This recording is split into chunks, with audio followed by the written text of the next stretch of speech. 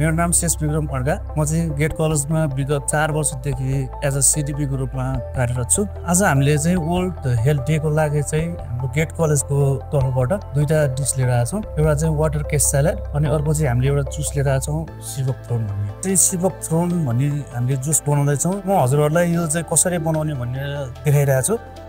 हामीले अब यसमा चाहिँ 30 ml हामीले यो सिभक थ्रोन हाल्छौँ। अनि अब यसमा चाहिँ हामीले चाहिँ अब अहिले यो समर भएको गर्मी भएको भएर हामीले यसलाई चाहिँ कोल्ड वाटर हालेका छौँ। यसलाई हामीले हट वाटरमा पनि खान सक्छौँ। कोही मान्छेले चाहिँ यसलाई चाहिँ सोडासँग पनि खान रुचाउनुहुन्छ है। ओके, अब हाम्रो चाहिँ सिभक थ्रोन जुस रेडी भइसक्यो। अब यसको हेल्थ बेनिफिट के छ भन्नु पर्दाखेरि यसमा चाहिँ धेरै तत्त्वहरू पाइन्छ, जस्तै कि भिटामिन सी, भिटामिन के, अनि हाम्रो यसलाई चाहिँ ब्लड प्रेसरको रूपमा एकदम फाइदाजनक छ।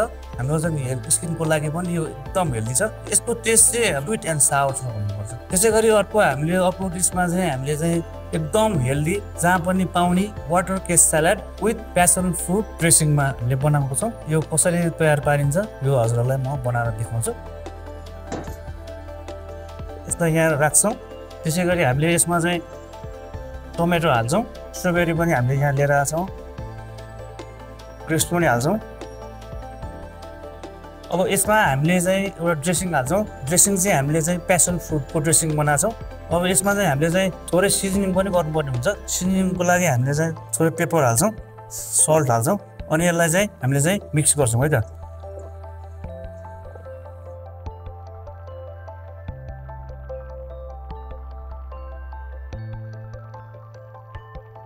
त्यसै गरी हाम्रो यो वाटर केस स्यालेड पनि रेडी भयो। वाटर केसमा चाहिँ हामीले चाहिँ के पाउँछौँ, यसको फाइदा के छ भन्ने कुरा हुन्छ।